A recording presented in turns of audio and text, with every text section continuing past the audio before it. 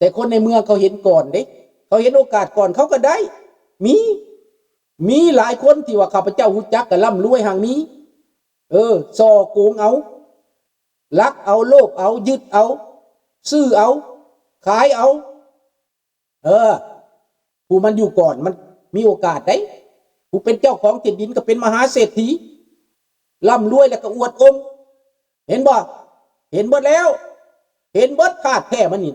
บ่มีหยังสิรอดสายตาข้าพเจ้าได้ดอกเพราะว่าข้าพเจ้าเกิดก่อนข้าพเจ้าเห็นก่อน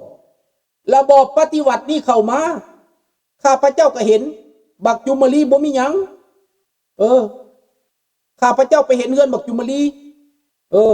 1979ไปเวียงจันทน์บักจุมลีเลี้ยงเป็ด7ตัวมีเป็ด7ตัวอยู่หนองด้วงขี่เป็ดเต็มอยู่หน้าบ้านมันเมียมันก็ขี้ที่เมียบักจุมลีพวกข้าพเจ้านำรถขบวนขึ้นไปบักจุมลีกำลังกินเฝออยู่เห็ดเฝอหม้อหนึ่งข้าพเจ้าไปส่องมึงในหม้อมันเห็ดเฝอมันเอาหม้อธรรมดาต้มเฝอบักจุมลีนี่บักจุมลีเท่าได้เมียมันตอนนั้นบ่แม่นอีแก้วใส่ใจนี่ได้เมียมันตอนนั้นมันเอามาแต่ปฏิวัติ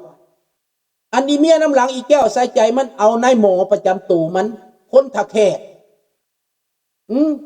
อีแก้วใส่ใจมันคนตะแคกมันตายแล้วอีแก้วใส่ใจก็ตายเมียกกก็ตายบักจุมลีนะเห็นบ่ล่ะนี่แหละเซตเต็งฟิบเดือดกากบอนมันบ่มันเป็นสารคาร์บอนน้องอ้ายแม่นแล้วนั่นละคนเชียงใหม่บ่ฮู้น้องธนพรอ้ายฮักก็เว้านี่ได้อ้ายบ่อยากผิดใจกับคนบางคนเด้แต่อ้ายจำเป็นต้องเว้าน้องธนพรบ่อยากผิดใจกับพวกเจ๊กในไทยนี่นะ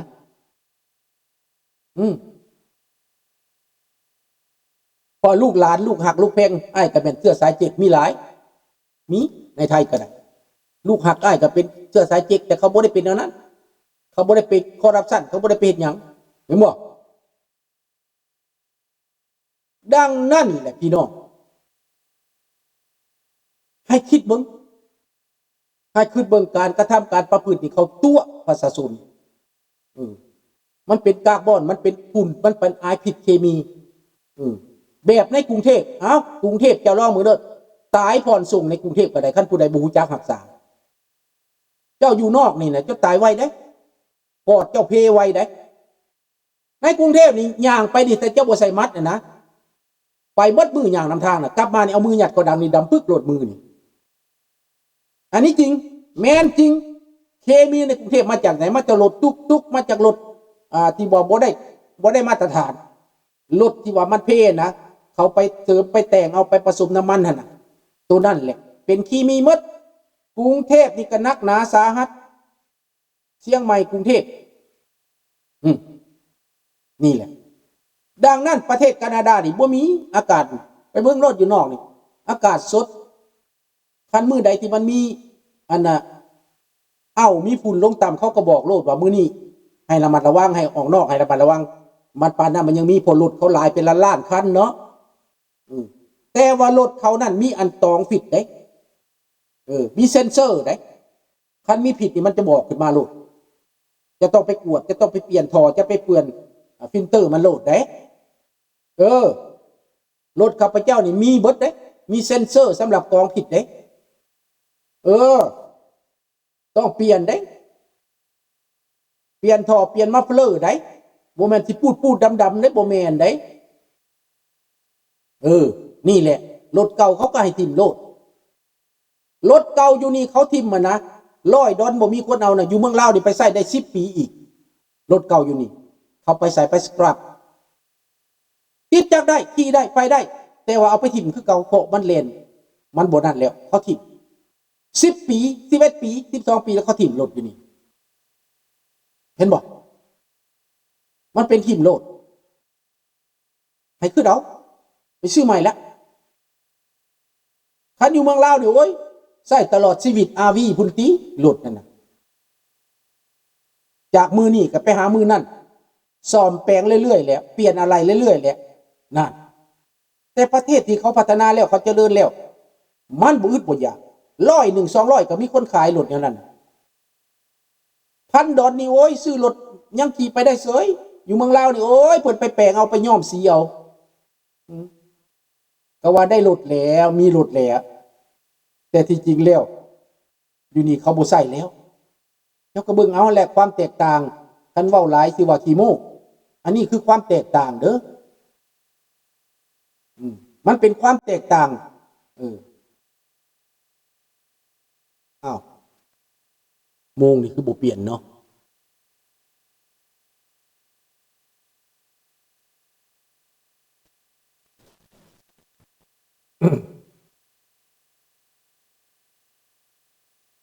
โทษเด้อพี่น้องเด้อโมงของข้าพเจ้ามันเป็นยังบ่เปลี่ยน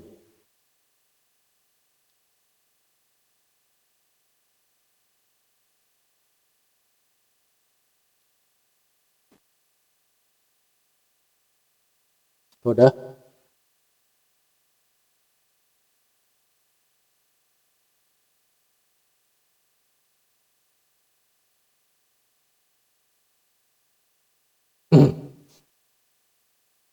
ดังนั้นพี่น้องเรื่องนี้นะโมงเปลี่ยนไปแล้วธรรมดามัน10 โมงมันเป็นยัง9 โมงอยู่ก็บ่แม่นนี่เนาะหลงเลยเบิ่งระเบิงวันบ่แม่นโมงตัวนี่น่ะจนกลายโมงไปแล้วมื้อนี้น่ะเว้าหลายพุ่นแหละเนาะดังนั้นพี่น้องน้องธนพรว่าจะได้อ่านของน้องธนพรก่อนที่แรกเขาสิเอาไปทำอยู่ภาคใต้แต่ถูกต่อต้านแม่นแล้วตอนรัฐบาลส่วนหลีกภัยถูกต่อต้านจากคนภาคใต้นักเขาบ่ต้องการเขาไล่หนีเลยย้ายไปลาวแม่นแต่ใดๆก็ตามให้มีการเปลี่ยนแปลงกับมั่งทิ่มคือกันนะทับทิ่มคือกันแหละนี่นะมันสิของเจ๊กมันสิของนายทุนของไปกระยาซับหัวมันโลดทับทิ่มบ่สนเพราะมันเป็นกากบอนมันเป็นท็อกซิกมันเป็นพิษมันเป็นเคมีเนาะเอาละมือนี่ก็เว้าให้ฟังเบิดแหละแต่เรื่องความโง่ความจ้าคนลาวเฮาก็ยังล่าหลังอยู่ขอโทษขออภัยที่เว้าลูกหลานว่าบ่ทันเขาแล้วเป็นจ้าหั่นนะมันเป็นคำที่ว่าบ่เหมาะสมปานใดข้าพเจ้าขอโทษเด้อแต่ว่ามันจะปิดต้องเว้าเฮาอย่าจ้าหลายเฮาอย่าโง่หลายเฮาให้มันทันเขาแหน่ให้คิดแหน่คันเว้าน่ะฟังเอาไปพิจารณาอย่าเป้าแต่เครียดหลายคันเว้าจังซี่ล่ะเครียดโลดมันบ่แม่นยอมเสียเปรียบแหน่ลูกหลานในประเทศนั่นน่ะตัวเองได้สิตายได้ตัวเองได้เกิดขึ้นมาจะเลี้ยงลูกแบบใดจะอยู่แบบใดคือข้าพเจ้านี่ตอนหนีมาประเทศแคนาดานี่มีแต่ส่งค่าคิงเสือค่าคิงมาฮอดแล้วเขาหลับต้อนรถได้ตู้เย็นพัดลมส่งเสื้อผ้าแพร่บอนอยู่บอนนอนเฮือนเซาเขาทุกสิ่งทุกอย่างเขาให้เบิดเงินเขาก็ให้เขาเลี้ยง1 ปีแต่ข้าพเจ้านี่บ่เอาได้3 เดือนแล้วไปเฮียในการโลดเข้าการอยู่โรงพยาบาลโอปิตันเจเนรานเมโซเนอร์โรสมงโลดข้าพเจ้านี่นะ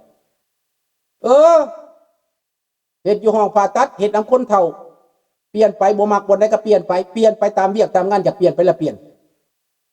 บ่อึดเวียกโรงพยาบาลที่ข้าพเจ้าเฮ็ดนั้น 5,000 คนพนักงานทั้งนายหมอด็อกเตอร์คนธรรมดาพนักงานราชการนี่นะ 5,000 คน30เฮ็ดเวียกให้คือเอาพวกหมอ1,000 เตียงได้นี่ได้1,000 เตียงมีคนงาน5,000 คนคือเอาว่าเขาเจริญสำใดเขาใหญ่สำใดเขาทันสมัยสำใดเขาหมุนเวียน24 ชั่วโมงเวียกเขาข้าพเจ้าเข้าใหม่ๆนี่ตอนเช้าอยากเห็ดเขาห้องไปตอนแรงเขาห้องไปตอนเที่ยงห้องไป30หลังเถื่อ30ข้าพเจ้าโตจนแทบตายบ่ได้นอนแล่นน้ำเงินนี่ตอนมาใหม่โอ้ยตอนนี้ห้องไปจ้างกับบุหิตพอแล้วข้าพเจ้าจึงออกพักผ่อนตอนอายุ55แซงกังลาลิเบเต้แล้วข้าพเจ้านี่พักมาเท่าใด20 ปีแล้วข้าพเจ้าพักมานี่นะได้กำไรมานี่20 ปีแล้วแม่นบ่แม่นจ้าแท้ๆเรื่องงูเงือกงาก หมดคำสิเว้าแม่นคันบ่เว้าจังซี่ก็เพิ่นบ่เจ็บใจได้เพิ่นบ่ฮู้มือได้คันบ่เว้านี่ลุงจำเป็นต้องได้เว้าได้ที่จริงลุงบ่อยากเว้าคำนี้น่ะเงือกงากให้เขาจูงดังจูงปันดังงัวดังควายได้มันแบบนั้นแหละเอ้ามื้อนี้ขอลาพระจากเท่านี้เพราะว่าเกินเวลาแล้วเนาะโชคดีท่านผู้ฟังผู้ชมทุกท่านกุดไนท์บอนนุยราตรีสวัสดิ์โอเรวัว merci beaucoup thank you very much bye bye